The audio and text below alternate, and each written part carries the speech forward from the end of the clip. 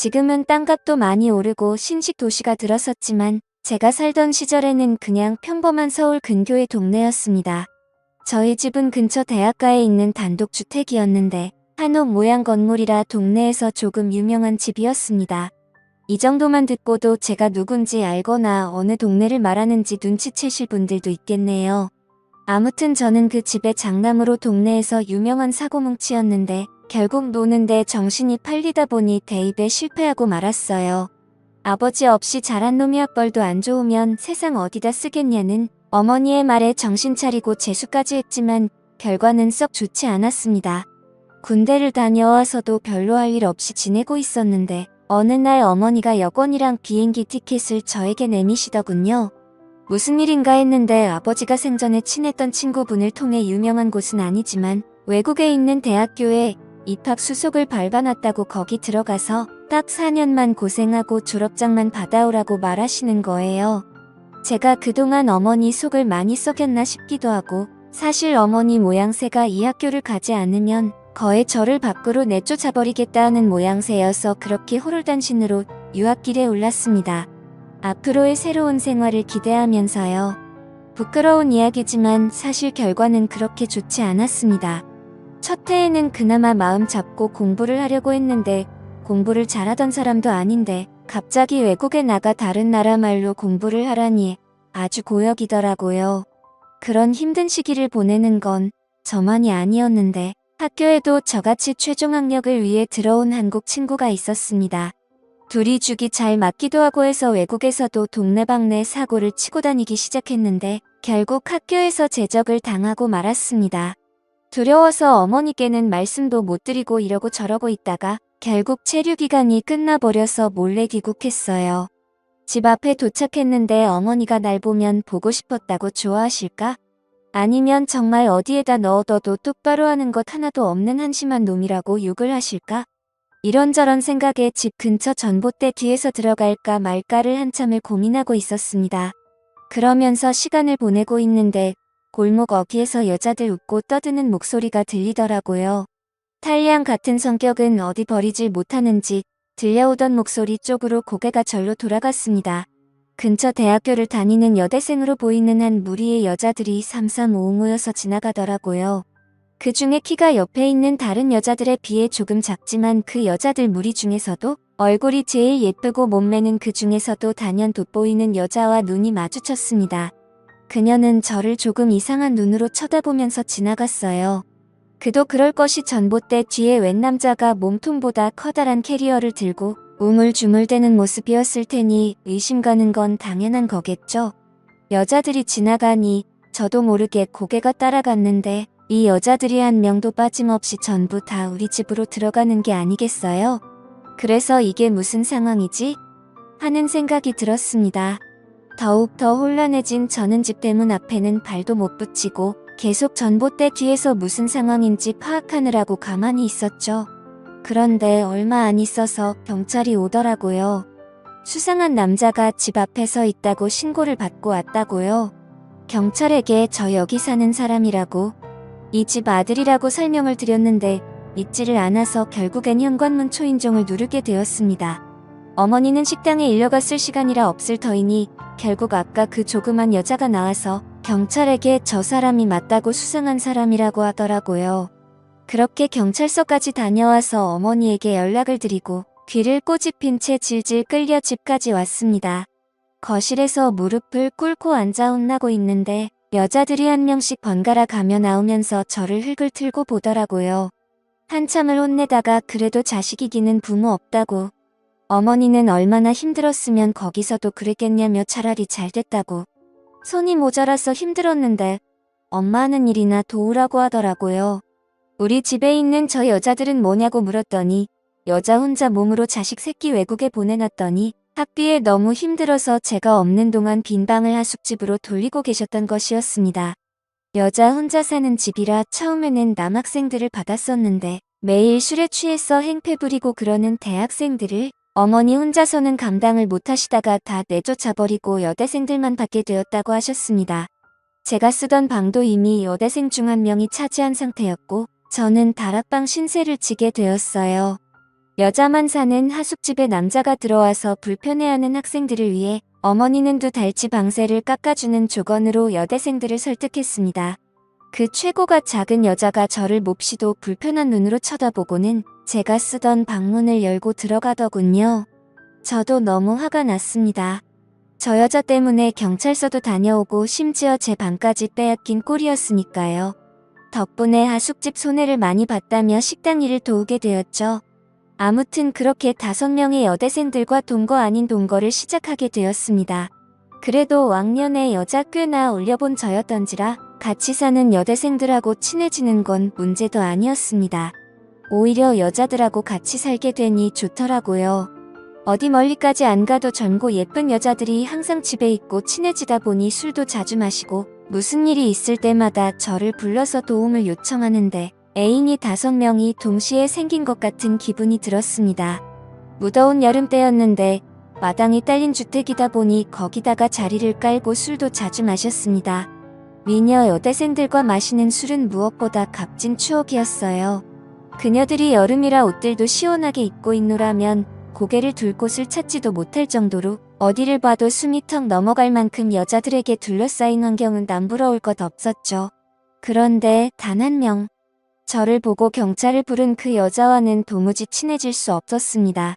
첫 만남부터 살짝 어긋난 것 때문인지 묘하게 저와는 거리감을 두더라고요. 어차피 하숙집을 떠나면 또 만나겠어 하는 생각도 있고 다른 여자들과는 사이가 좋으니 별로 신경은 쓰이지 않았습니다. 제가 지내는 다락방은 어머니가 지내는 방 바로 옆에 들어가는 문이 있었는데 그 문은 제가 살 데는 없는 문이었습니다. 학생 1명 더 받아보겠다고 무리하게 문을 만들어 개조를 했는데 아무리 잘 꾸며놔도 누가 곰팡 내나는 다락방에서 살고 싶어 하겠어요. 결국 방을 채우지 못하고 빈 방으로 내버려 두고 있었는데 마침 제가 돌아와서 지낼 수 있었던 거죠. 단열도 잘 안 되는 여름에는 지내기가 아주 죽을 맛이었습니다. 다락방을 거실에서 들어갈 수 있는 문을 만들기 전에는 다락방으로 통하는 문은 제 방에 있었습니다. 물론 그녀들이 들어와 살기 시작하면서 제가 쓰던 방에서 통하던 문은 다락방 안쪽에서 막아놓기는 했지만요. 하지만 그날은 특히 더 무더위가 기승을 부리는 날이었습니다. 원래는 낮부터 어머니의 식당에 가서 일찍부터 밑 준비를 도와주기로 했었는데 서울에 있는 이모가 맹장염으로 입원을 하게 돼서 그날은 식당을 휴업하고 어머니는 이모의 간호를 위해 병원으로 가 있는 상태였고 여자들은 다 학교에 가 있는 시간이니 저는 혼자 붕 뜬 상태로 집안에 덩그러니 남게 되었습니다. 정해진 약속도 없고 사실 집에서 놀고 있는 건 제 친구들을 통틀어서 저 혼자밖에 없었기 때문에 급한 약속도 잡기에는 무리였습니다. 근처 책방에서 만화책 몇 권을 빌려와서 누워있는데 해가 중천했더니 점점 다락방이 달궈지기 시작하더라고요. 단열도 제대로 안 되고 창문도 따로 없는 방이라서 방은 서서히 찜통처럼 되고 있었는데 거기에 선풍기 가지고는 이 더위를 쫓아낼 방법은 없어 보였습니다. 그러던 와중에 문득 제 방에 설치된 에어컨 생각이 나더라고요. 다른 방에 비해 제 방은 큰 방이었고 당시에는 에어컨까지 설치된 환경이 아주 좋은 방이었습니다. 당연히 하숙방 중에서 하숙비도 제일 비쌌어요. 자꾸 안쪽에서 대충 떼어놓은 제 방으로 통하는 문이 눈에 밟히더라고요. 따지고 보면 저 방이 원래 저의 방이었어야 하고 우리 집에 들어오는데도 그녀 때문에 경찰서 신세를 줬던 게 생각이 나 괘씸하기도 했습니다.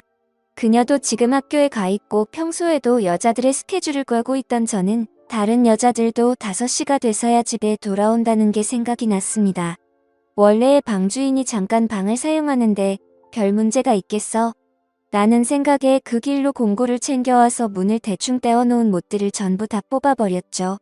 다락방 문은 오래 사용하지 않아서 그런지 여는데 조금 뻑뻑한 느낌이 들었습니다. 하지만 정말 오랜만에 제 방에 들어오게 되었죠.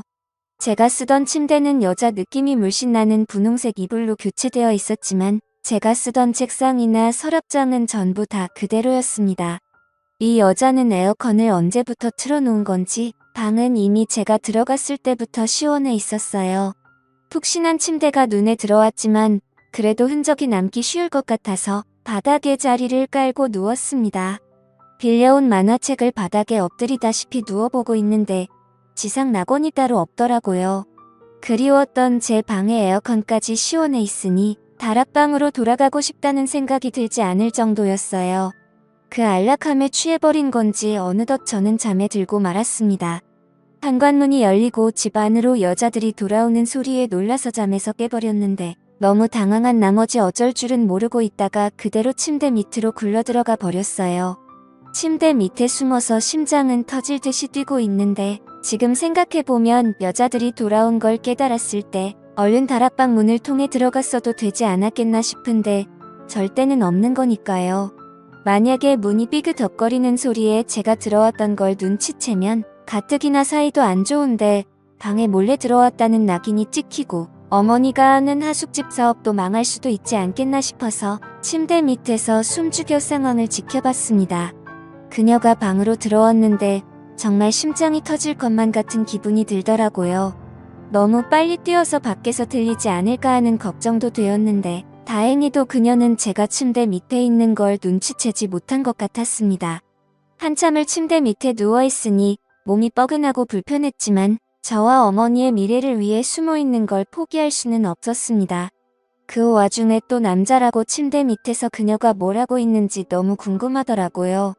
고개를 돌리니 그녀의 맨발밖에 보이지 않았는데 침대 밑 틈으로 살펴보니 그녀는 책상 앞에 앉아 있었습니다. 저를 등지고 있었기 때문에 제가 고개를 살짝 빼도 눈치채지 못할 것 같았습니다. 확실히 얇은 나시티를 입고 있는 건 보였는데 밑에는 의자 등받이에 가려 뭘 입고 있는지는 확인이 되지 않았습니다. 그렇게 틈으로 그녀가 뭘 하고 있나 몰래 살펴봤어요. 책상 위에서 잠이라도 들면 도망칠 타이밍이라고 생각을 했습니다. 얼마나 버틴 건지 이젠 파악도 안 되는데 그녀가 가방에서 무언가를 주섬주섬 꺼내더라고요. 그녀는 방 안에 혼자서 그녀만의 시간을 즐기기 시작했습니다. 혼자 중얼중얼거리기 시작하며 열심히 꼼지락댔어요.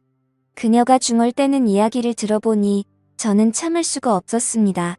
침대 밑 틈으로 고개를 다시 빼서 그녀가 뭘 하고 있나 살펴봤는데 가방에서 꺼낸 종이 인형들을 가지고 인형극 같은 걸 하고 있었어요. 날카롭고 신경질적인 여자인 줄 알았는데 생각보다 아기자기하고 귀여운 취미를 가지고 있더라고요.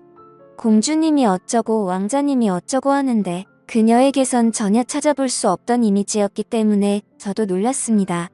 한참 그녀가 혼자 떠드는 이야기가 끝나가고 저는 그녀가 혼자서 그러고 있는 걸 끝까지 지켜봤습니다. 그녀의 의외의 모습에 마음속 한구석에 이상한 감정이 생기는 것 같았습니다. 그렇게 그녀를 지켜보고 있었는데 그녀가 책상에서 벌떡 일어나더니 제 쪽으로 몸을 틀더라고요. 너무 찰나의 순간이라 제가 침대 밑으로 고개를 빼고 있는 것도 인지하지 못하고 그렇게 그대로 그녀에게 들켜버리고 말았죠. 그녀는 저를 보고 방이 떨어져 나갈 정도로 소리를 질렀는데 저도 그 소리에 깜짝 놀라 침대 밖으로 튀어나와서 그녀의 입을 틀어막고 미안하다고 사과하며 제가 다 해명할 수 있다고 그녀를 설득했습니다. 다락방이 너무 더워서 에어컨을 잠깐 바람 좀 쐬러 나왔다가 잠들어 버린 자초지종을 설명했는데 그녀는 그 상황은 이해하겠지만 그녀가 혼자서 즐기던 구연동화를 들었다는 사실에 수치심을 감추질 못하더라고요. 저는 그녀의 동화를 끝까지 들었기 때문에 아니라고 처음 들어보는 동화였는데 그렇게 재밌던 동화는 없었다고 칭찬을 해주었는데 그녀가 의외라는 반응을 보이며 좋아하더라고요. 유치원 교사가 꾸민 그녀는 미래의 학생들을 위해 연습을 하고 있던 것이었습니다. 오히려 그런 마음씨가 더 예뻐 보이고 어느 날부터는 자기 전에 그녀가 자꾸 떠올라서 잠도 이루지 못하겠더라고요. 다락방 문은 그날 이후로 방 쪽에서 틀어막아 버려서 그녀의 방에 2번 다시 들어갈 수는 없었습니다. 그날 이후로 그녀도 제게 마음을 열어 다른 여자들하고 술을 마실 때도 참석하고 저와 몇 번의 시간을 보내기도 했습니다. 그녀도 저도 서로를 의식하고 있었지만 누가 먼저 나서서 서로의 마음을 내비치지는 않았습니다. 그렇게 그녀는 학교를 졸업하면서 하숙집을 떠났는데 그때까지도 그녀는 저의 마음을 눈치만 채고 있었지 확인받지 못했죠. 지금은 저도 이렇게 어른이 되었고 가끔씩 어머니의 집에 가서 저와 그녀의 방이었던 그곳을 바라보면 그때 제 마음을 전하지 못했던 게 가끔은 후회가 됩니다.